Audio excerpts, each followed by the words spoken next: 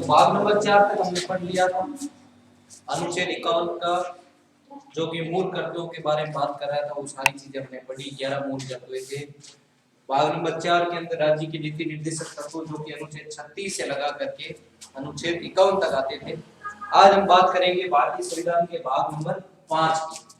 भाग नंबर 5 के अंदर क्या आती है? केंद्र सरकार आती है। केंद्र सरकार से संबंधित जो भी चीजें हैं, संघीय व्यवस्थापिका इसमें आती है, संघीय कार्यपालिका इसमें आती है और संघीय न्यायपालिका इसमें आती है।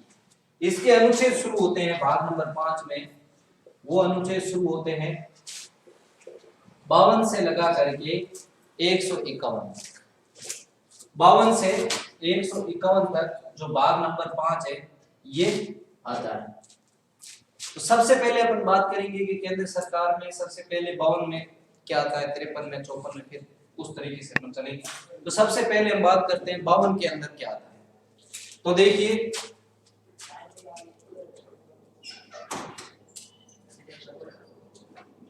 संघीय कार्यपालिका,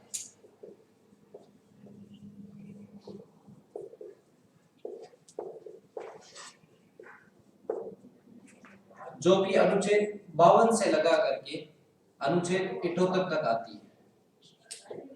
अनुच्छेद 52 से लगा करके अनुच्छेद 78 तक संघीय कार्यपालिका आती है। उसके बाद में आती है हमारी संघीय व्यवस्थापिका, जिसे अपन क्या कहते हैं? संसद कहते हैं।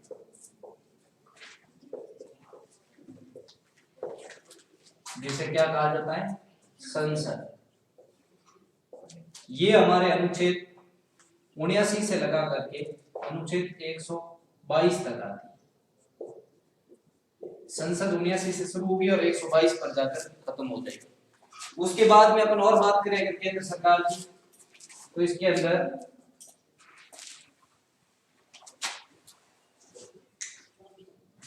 एक आता है अध्यादेश जारी करना। अध्यादेश राष्ट्रपति द्वारा जारी किया जाता है और ये अनुच्छेद 123 के अंदर आता है। इसके अलावा हम और बात करें इसके अंदर और क्या आता है?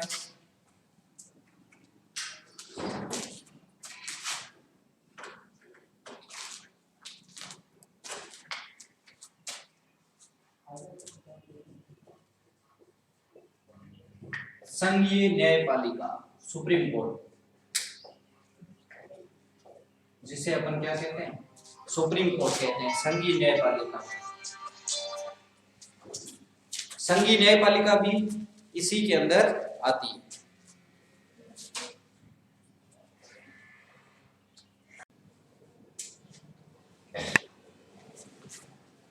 तो अध्यादेश के बाद में संघीय न्यायपालिका आती है, जो कि भारतीय संविधान के अनुच्छेद 124 से शुरू होती है और 147 तक सुप्रीम कोर्ट चलता है।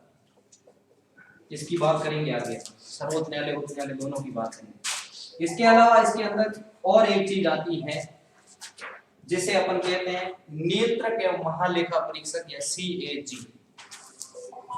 CAG नियंत्रक एवं महालेखा परीक्षक। इसके अनुच्छेद है वो 148 से लगा करके 151 तक आते हैं। ये नियंत्रक एवं महालेखा परीक्षक की बात है कि 148 से लगा करके 151 तक ये आता है।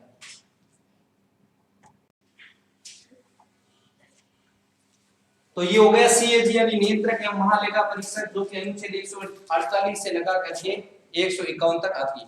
ये पूरा अपना भारतीय संविधान का भाग नंबर 5 है वो कंप्लीट होता है। सबसे पहले अपन बात करें केंद्र सरकार, भाग नंबर 5 में अनुच्छेद 52 से लगा करके 151 तक आती है। इसमें संघीय कार्यपालिका जो कि अनुच्छेद 52 से 78 तक आती है। ध्यान रखना, अनुच्छेद याद करने का एक तरीका है। सबसे पहले अपने को क्या बात रखनी है कि केंद्र सरकार ये भाग नंबर 5 में आती है। तो भाग नंबर 5 में कुल अनुच्छेद कहां से कहां तक है ये चीज याद रखनी है।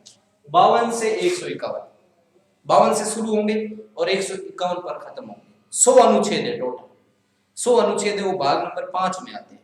52 से लगा करके 151 तक।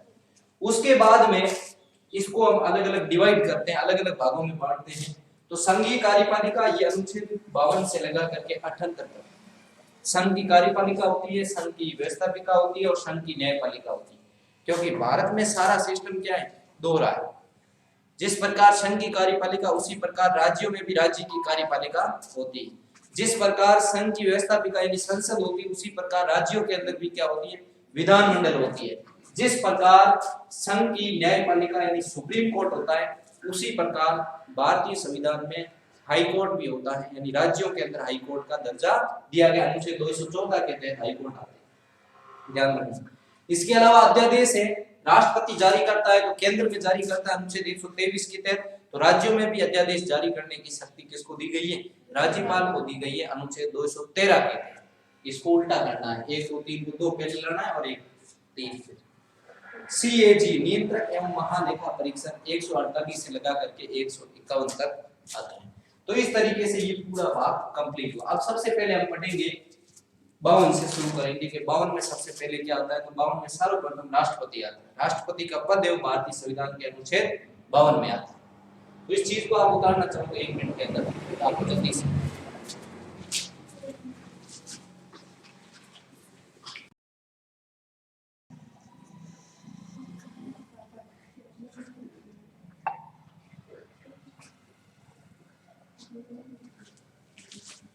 तो देखिए राष्ट्रपति के बारे में बात करेंगे।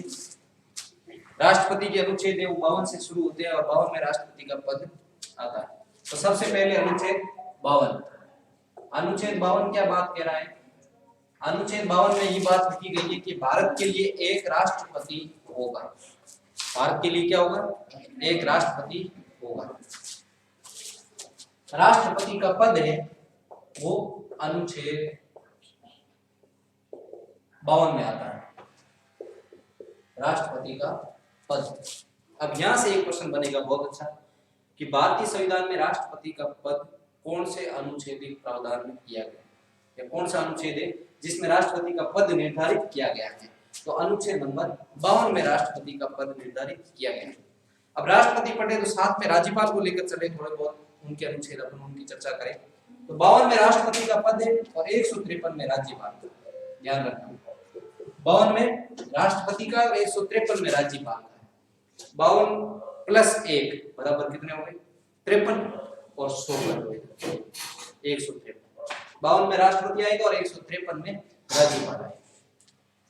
तो राष्ट्रपति का पद अनुच्छेद 52। अब अगला है अनुच्छेद 53 क्या कह रहा है, संघ की समस्त कार्यपालिका शक्तियां राष्ट्रपति में निहित होगी। संघ की समस्त जितनी भी शक्तियां राष्ट्रपति के नाम निहित होगी। राष्ट्रपति उन शक्तियों का प्रयोग अपने अधीनस्थ अधिकारियों के सहयोग से करेगा। राष्ट्रपति के अधीन है वो मंत्रिमंडल आती है, मंत्रिमंडल के कहने पर राष्ट्रपति उन शक्तियों का क्या करेगा, प्रयोग करेगा। जबकि जितनी भी शक्तियां होगी वो राष्ट्रपति के नाम से होगी। शक्तियां तो पूरी राष्ट्रपति के नाम से होगी, लेकिन राष्ट्रपति उन शक्तियों का उपयोग किसके कहने पर करेगा, प्रधानमंत्री और उसके अधीन मंत्रिमंडल होती है उनके कहने पर करेगा, इच्छा अनुसार नहीं कर सकता। तो कहने का मतलब ये हो गया कि राष्ट्रपति नाम मात्र कार्यपालिका का मुखिया है, जबकि वास्तविक कार्यपालिका का मुखिया यहाँ कौन हो गए, प्रधानमंत्री। तो अनुच्छेद 53 में संघ की समस्त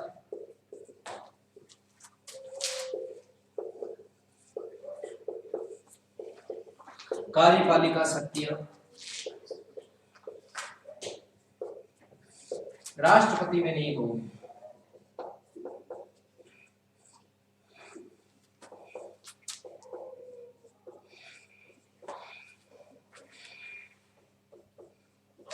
राष्ट्रपति में निहित होगी। राष्ट्रपति इन शक्तियों का प्रयोग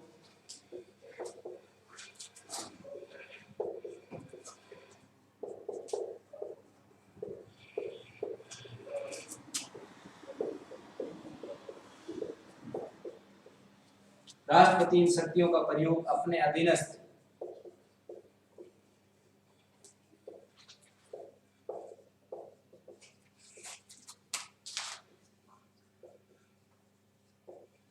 अधिकारियों अर्थात इसे क्या कह सकते हो, मंत्री परिषद,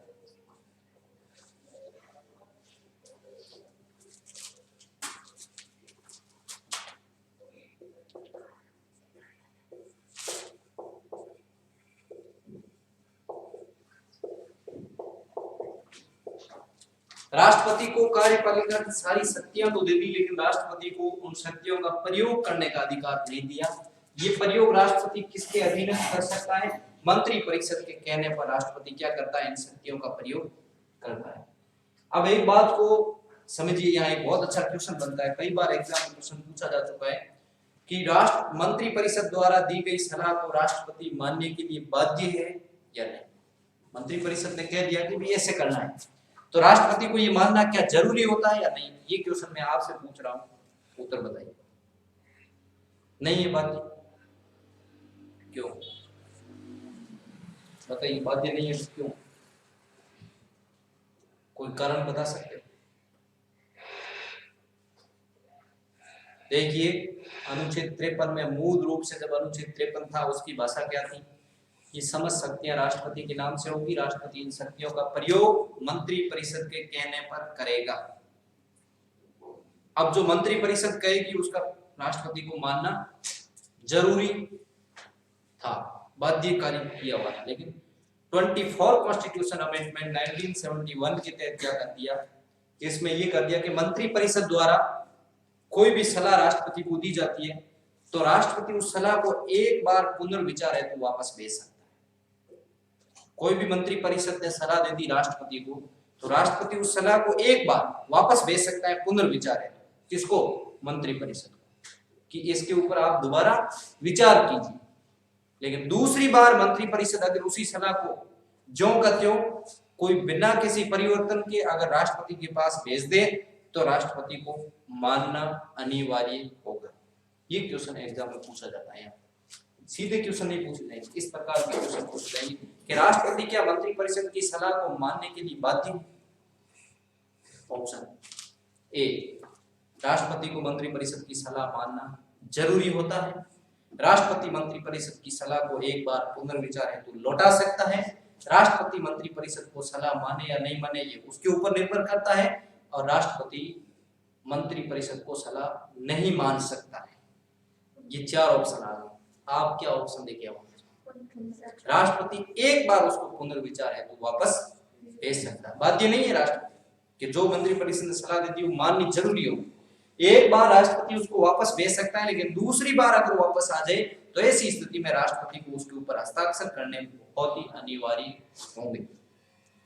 अब देखिए, ये हो गया अनुच्छेद 53। अगला है अनुच्छेद 54। तो अनुच्छेद 53 में क्या था कि राष्ट्रपति जितने भी देश की जितनी भी शक्तियां कार्यपालिका क्या करती? देश में शासन चलाने का काम करती।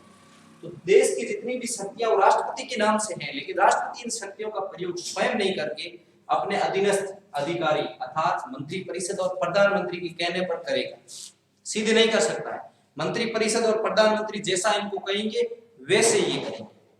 अब राष्ट्रपति मंत्री परिषद की सलाह को मानने के लिए बाध्य नहीं, क्योंकि वो एक बार उसे पुनर्विचार है तो वापस लौटा सकता है, लेकिन दूसरी बार अगर वापस आ जाए तो उसे मानना बहुत जरूरी है। ये तो हो गया 52 और 53 की बात। अब आ रहा है अनुच्छेद 54 जिसमें राष्ट्रपति का निर्वाचक मंडल। इसमें क्या आता है? राष्ट्रपति का निर्वाचक मंडल।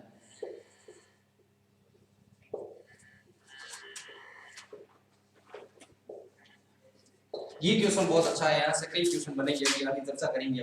राष्ट्रपति का निर्वाचक मंडल अनुच्छेद 54 में आता है, क्योंकि भारत का राष्ट्रपति वंशानुगत नहीं है। भारत का राष्ट्रपति क्या है? निर्वाचित होकर आता है। हमने जब पढ़ा प्रस्तावना, गणराज्य एक शब्द था, गणराज्य शब्द आया था। गणराज्य का मतलब क्या हुआ कि भारत का राष्ट्रपति वंशानुगत नहीं होकर के भारत की जनता द्वारा निर्वाचित होकर आएगा। जनता का मतलब जनता के प्रतिनिधियों द्वारा, क्योंकि राष्ट्रपति का चुनाव क्या होता है? अप्रत्यक्ष रूप से होता है। अभी इसी में अपन बात करेंगे। राष्ट्रपति का चुनाव क्या होता है? अप्रत्यक्ष, यानी जनता सीधे वोट नहीं डाल सकती, लेकिन जनता ने जिनको चुनकर भेजा है वो क्या करेंगे? राष्ट्रपति को वोट डालने जाएंगे। तो अब राष्ट्रपति को वोट डालने कौन कौन व्यक्ति जाएंगे? ये है अनुच्छेद 54 में बात की थी कि राष्ट्रपति को कौन कौन वोट दे सकते हैं, राष्ट्रपति के चुनाव में कौन कौन भाग ले सकते हैं। अब देखिए, राष्ट्रपति का चुनाव अप्रत्यक्ष है, तो अप्रत्यक्ष का मतलब सीधी बात हो गई कि इसमें जनता भाग नहीं लेगी। जनता भाग नहीं लेगी तो जनता के द्वारा चुने हुए प्रतिनिधि लेंगे। अब जनता बहुत सारे प्रतिनिधियों को चुनती है, एक सरपंच को चुनकर भी जनता भेजती है, एक वार्ड पंच को चुनकर भी जनता भेजती है, पंचायत समिति सदस्यों को चुनती है, जिला परिषद के सदस्यों को चुनती है, एमएलए को चुनती है, एमपी को चुनती है, इन सारों को जनता चुनती है। लेकिन राष्ट्रपति को कौन से व्यक्ति वोट देंगे? तो ध्यान रखिए, राष्ट्रपति के निर्वाचन मंडल में कौन कौन आएंगे? सबसे पहले संसद के दोनों सदनों के निर्वाचित सदस्य, दोनों सदन, संसद में कितने सदन है? दो। कौन कौन सा? एक है लोकसभा और एक है राज्यसभा। दोनों सदनों के निर्वाचित सदस्य। ऐसा नहीं है कि एक सदन के भाग लेंगे, दोनों। लेकिन भाग कौन से लेंगे? निर्वाचित, मनोनीत वाले भाग नहीं लेंगे, क्योंकि इसमें मनोनीत भी होते हैं। अनुच्छेद 331 के तहत भारत का राष्ट्रपति 2 एंग्लो इंडियंस को कहां मनोनीत करता है? लोकसभा में। 89 के तहत राज्यसभा में 12 को मनोनीत करता है। तो 12 और 2 14 जो व्यक्ति है ये भाग नहीं लेंगे राष्ट्रपति के चुनाव में। इसके अलावा और कौन भाग लेंगे? सभी राज्यों की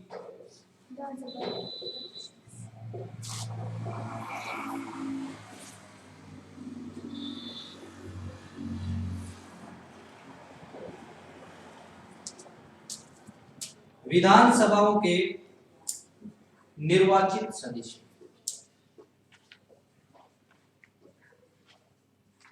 अब देखिए सभी राज्य, तो भारत में टोटल सभी राज्य शब्द है यहाँ पर। टोटल कितने राज्य वर्तमान में? 28। कितने राज्य? तो 28। तो सभी राज्यों में क्या विधानसभा है? नहीं। ऐसा कौन सा राज्य जिसमें विधानसभा नहीं? बताइए बताइए जल्दी फटाफट। भारत में ऐसा कौन सा राज्य जिसके अंदर विधानसभा नहीं है? यहाँ शब्द आया कि सभी राज्यों की विधानसभाओं के निर्वाचित सदस्य। देखो शब्द को समझना बहुत जरूरी होता है पॉलिटिकल साइंस में। शब्द सही ढंग से नहीं समझोगे तो क्वेश्चन आप गलत करके आ जाओगे। एक एक चीज को ढंग से समझना पड़ेगा, तभी आपको आ रहा है आंसर। लेकिन शब्द आपको सही ढंग से नहीं समझा तो इसका मतलब आप गलत करके आओगे 100%। सभी राज्य, इसका मतलब सभी राज्यों की विधानसभा, सभी राज्यों की विधानसभाओं के निर्वाचित सदस्य। आंसर आपके सामने, बस आपको दिमाग लगाना है। सभी राज्यों की विधानसभाओं के निर्वाचित सदस्य, इसका मतलब भारत में जितने भी राज्य होंगे उन सब में विधानसभा होगी। ये अनुच्छेद कौन सा कह रहा है? ये अनुच्छेद कह रहा है 170। अनुच्छेद 170 क्या कह रहा है? कि भारत में जितने भी राज्य होंगे उन सारे राज्यों में विधानसभा होगी, अनिवार्य रूप से। तो सभी राज्यों में विधानसभा, और विधानसभा का प्रत्येक व्यक्ति है वो राष्ट्रपति के चुनाव भाग लेगा। लेकिन कौन सा लेगा?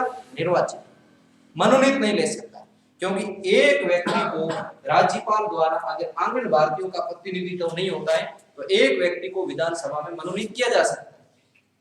लोकसभा में कितने एंग्लो इंडियंस मनोनीत होते हैं? 2। विधानसभा में कितना होता है? 1। लोकसभा वालों को मनोनीत कौन करता है? राष्ट्रपति करता है। लेकिन विधानसभा में मनोनीत कौन करेगा? राज्यपाल। ध्यान रखना। तो कहने का मतलब अगर किसी विधानसभा में कोई सदस्य मनोनीत है तो ऐसी स्थिति में वो मनोनीत सदस्य राष्ट्रपति के चुनाव में भाग नहीं लेगा, केवल निर्वाचित सदस्य ही भाग लेंगे। इसके अलावा आपको पता होना चाहिए कि पहले 2 केंद्र शासित प्रदेश थे, अब 3 हो गए। 3 के अंदर क्या है? विधानसभा चला गया। जम्मू कश्मीर पहले स्टेट था, लेकिन वर्तमान में क्या बन गया? केंद्र शासित प्रदेश बन गया, लेकिन वहां पर भी विधानसभा है। लेकिन जब राज्य था जम्मू कश्मीर, उस समय क्या हुआ था? 2 केंद्र शासित प्रदेश ऐसे थे, एक दिल्ली और एक पुडुचेरी, जिसे पांडिचेरी कहते हैं। वहां पर विधानसभाएं थी और उन विधानसभाओं को भी, उन विधानसभा के सदस्यों को भी यहाँ शामिल कर लिया गया। कैसे किया गया? देखिए, तीसरा यहाँ और कौन भाग लेंगे? तो दिल्ली व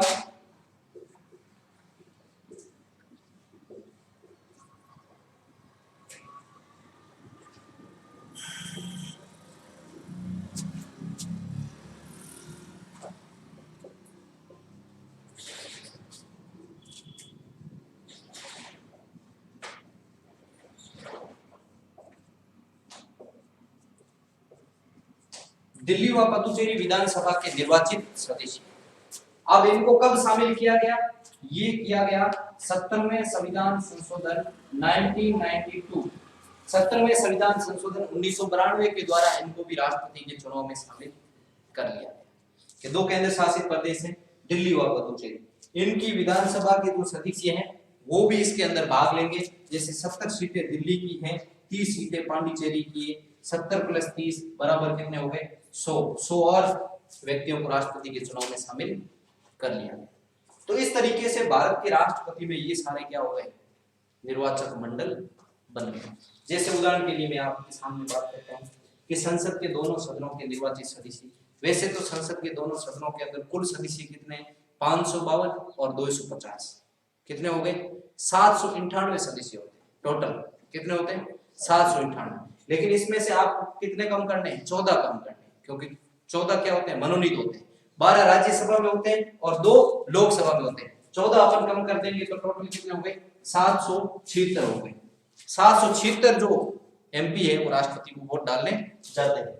सभी राज्यों की विधानसभाओं के निर्वाचित सदस्य, जितने भी भारत के अंदर राज्य है उसके अंदर 4020 एमएलए निर्वाचित होकर आते हैं। टोटल 4020 एमएलए वो निर्वाचित होकर आते हैं, वो राष्ट्रपति के चुनाव में भाग लेते हैं। और दिल्ली व पांडिचेरी के इसके कितने हो गए, 100 और 4020 4120 एमएलए और 776 मेंबर ऑफ पार्लियामेंट, यानी जो संसद के सदस्य है, ये मिलकर के राष्ट्रपति को वोट डालते हैं। ये राष्ट्रपति का क्या हो गया, निर्वाचक मंडल। कई बार ये क्वेश्चन भी पूछ लिया जाता है, तो ध्यान रखना राष्ट्रपति के निर्वाचन में संसद के कितने सदस्य भाग लेते हैं, ये बहुत अच्छा प्रश्न। अब आपको पूरी सदस्य संख्या पता नहीं, आपने ये तो पढ़ा है कि राष्ट्रपति के चुनाव में संसद के निर्वाचित सदस्य भाग लेते हैं, ये तो खूब पढ़ रखा, खूब सुना होगा। लेकिन अब निर्वाचित होते कितने, ये पता होना बहुत जरूरी, क्योंकि अपन जब बात करें कि 552 अधिकतम, इससे ज्यादा सदस्य लोकसभा में नहीं हो सकते, 552 से ज्यादा नहीं हो सकते। और राज्यसभा में कितने होते हैं, अधिकतम 250 से अधिक नहीं हो सकते। लेकिन अभी वर्तमान का आंकड़ा 545 और 245 का करें, क्योंकि वर्तमान में इतनी सदस्य संख्या है, बाकी वाली सीटें खाली चल रही, तो उनको अगर मिला करके 545 245 इनको मिलाए तो टोटल कितने, 798 होते। 798 में अगर अपन माइनस करें 14, तो ऐसी स्थिति में कितने हो जाएंगे, 776 सदस्य वो राष्ट्रपति के चुनाव में भाग लेते हैं। किसके, संसद के सदस्य।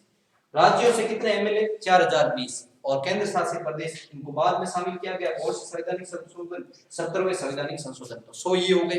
तो 4120 एमएलए और 776 सांसद मेंबर ऑफ पार्लियामेंट, ये राष्ट्रपति को वोट डालते हैं। तो समझ आ गया होगा आपकी चीज। आगे एक बार वापस पुनः मैं बता रहा हूं, फिर आपको लिखना है अनुच्छेद 54 में राष्ट्रपति का निर्वाचक मंडल। पहला क्वेश्चन यहीं से बनेगा कि राष्ट्रपति का निर्वाचक मंडल है वो भारतीय संविधान के कौन से अनुच्छेद में आता है, 54 में। अगला प्रश्न यहां से बनेगा कि राष्ट्रपति के चुनाव में कौन कौन भाग लेते हैं। ऑप्शन नंबर ए, संसद के दोनों सदनों के निर्वाचित सदस्य। ऑप्शन नंबर बी, सभी राज्यों की विधानसभाओं के निर्वाचित सदस्य। ऑप्शन नंबर सी, दिल्ली व पुडुचेरी विधानसभा के निर्वाचित सदस्य। ऑप्शन नंबर डी, सभी। तो यहाँ क्या ऑप्शन आएगा, सभी। ठीक है, ध्यान रखना इस चीज का, क्योंकि दिल्ली और पांडिचेरी को भी इसमें शामिल कर लिया गया। ये कब शामिल किया गया। अब अगला प्रश्न यहाँ से एक और बनेगा कि केंद्र शासित प्रदेश दिल्ली और पुडुचेरी विधानसभा के निर्वाचित सदस्यों को राष्ट्रपति के चुनाव में कौन से संवैधानिक संशोधन के तहत शामिल किया गया। तो 17वें संविधान संशोधन 1992 के द्वारा इनको शामिल किया गया। ये इतने क्वेश्चन बनेंगे निर्वाचक मंडल से संबंधित, अनुच्छेद 54 से संबंधित। इससे अलावा और कोई दूसरा क्वेश्चन नहीं बन रहा है, तो आप जल्दी करिए उतारिए। उसके बाद में अपन अनुच्छेद 55 में राष्ट्रपति की निर्वाचन प्रणाली की बात करेंगे।